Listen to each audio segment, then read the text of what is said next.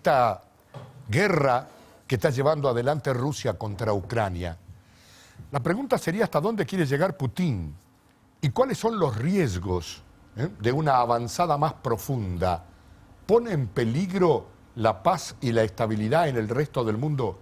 El doctor Pedro Basbús es el hombre que siempre en Libertad de Opinión habla de política internacional. Doctor, bienvenido, un gusto de tenerlo aquí. Muchas gracias y agradezco también a la mesa y a ustedes la invitación. Creo que en la presentación está la pregunta. ¿Hasta dónde llega esto? ¿Hasta dónde puede llegar a extenderse esto?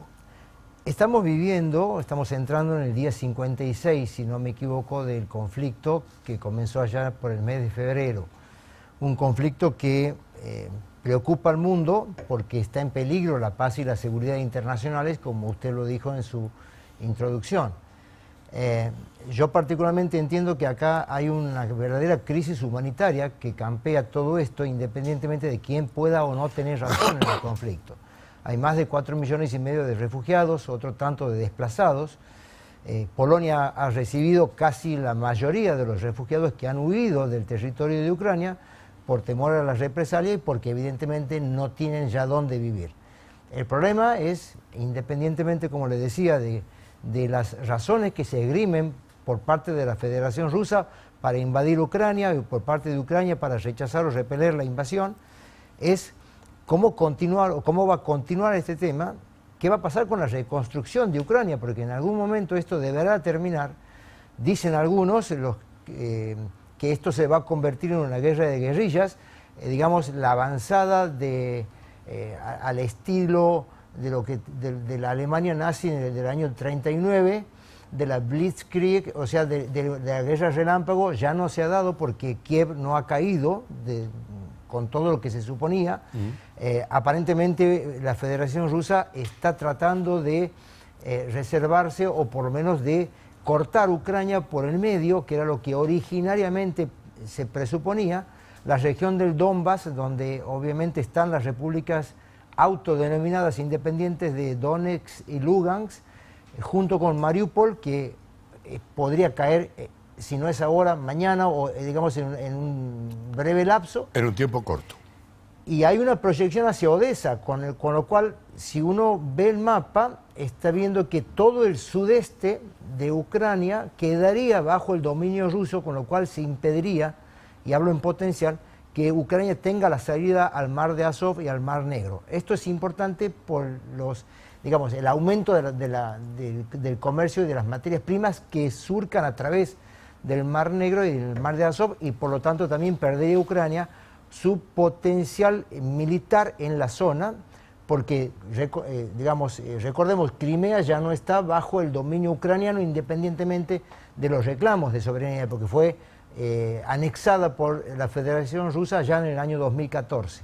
A partir de ese momento comienza lo que se conoce como la guerra de Ucrania y de la Federación Rusa, que hace eclosión ahora. Y respondiendo a su pregunta, ¿hasta dónde llegará Putin? ¿Hasta dónde? Es un interrogante. Uno entiende que la pretensión, y esto lo vamos a poner entre comillas, la pretensión rusa es justamente que Ucrania no tenga una visión europeísta, es decir, no simpatice con Europa, ni tampoco integre la organización defensiva conocida como la Organización del Tratado del Atlántico Norte, o OTAN. Sí. Entonces, si Ucrania se reduce a aceptar un estatus como Finlandia o como Suecia, es decir, ser un estado neutralizado, ¿esto qué quiere decir? Que no pueda ir ni siquiera hacia el este ni al oeste. Uno podría suponer que por ahí podría pasar, una síntesis de acuerdo entre la Federación Rusa y Ucrania. El problema es que hasta que eso pase, las posiciones son de máxima, y cuando uno tiene posiciones de máxima, esto lo hemos conversado con usted en la radio, Rogelio, cuando uno tiene posiciones de máxima, soberanía o nada, te retiras o nada, obviamente cualquier concesión podría implicar una capitulación puertas adentro. Es decir, si hoy acuerda Putin con Zelensky en el sentido de encontrar un punto de acuerdo en todo esto, podría verse desde adentro como que alguien está flaqueando en sus fuerzas, tanto Putin, que ha tenido una avanzada, como Zelensky en la defensa. ¿No hay posibilidades de que OTAN intervenga militarmente, me refiero, en este conflicto, ¿no? Por ahora no aparece esa posibilidad. Porque Ucrania no forma parte de la OTAN. Uno tiene que recordar que la OTAN nace en plena Guerra Fría. Y OTAN nace como la consecuencia de Estados Unidos y de Occidente de evitar que la Unión Soviética de entonces avance hacia el Atlántico Norte. Junto con OTAN nace otro que es el Pacto de Varsovia, en el año 48. Hoy ya no está el Pacto de Varsovia como tratado defensivo entre las potencias que formaban parte de detrás de la cortina de hierro, justamente guiadas por la Unión Soviética. Entonces teníamos dos bloques en un mundo bipolar concebido allá en la década del 40 en adelante. Dos bloques que hasta el momento yo creo, y esto es una opinión personal, sigue todavía el mundo bipolar, independientemente de que hoy la Unión Soviética dejó de existir como tal. Ahora, la pregunta mía sería, doctor, a criterio suyo, claro, esta es una opinión personal la que le pido, ¿Putin tiene razón en los argumentos y en los planteos que está haciendo? Entiendo que no tiene razón, y esto nos toca de cerca por el reclamo que tenemos territorial sobre Malvinas.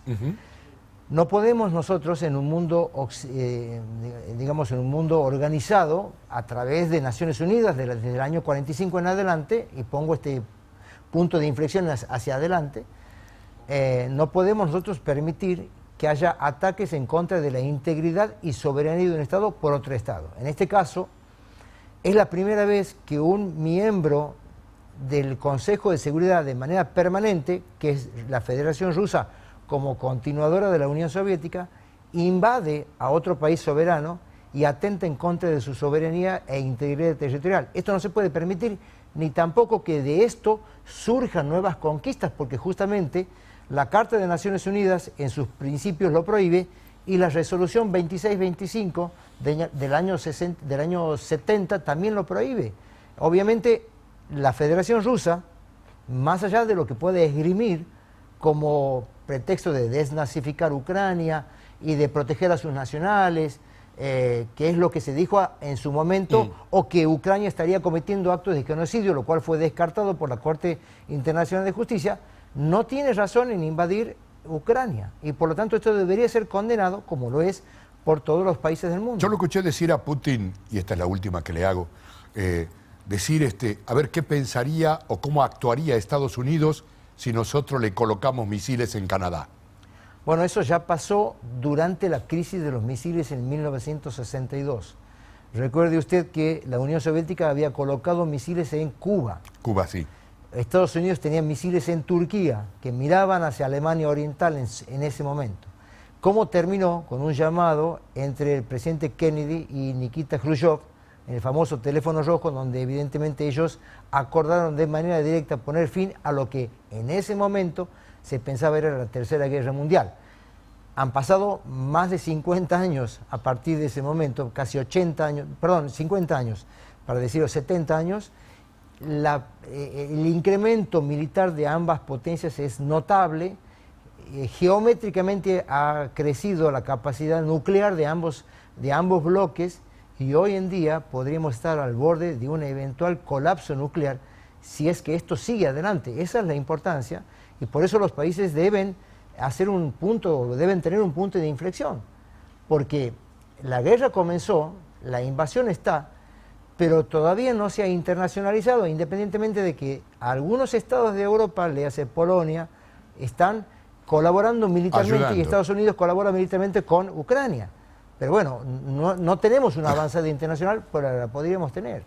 Doctor, muchas gracias. A ustedes. Muy claro como siempre. Muchas gracias por la invitación. Un gusto de tenerlo acá. Por favor. Bueno,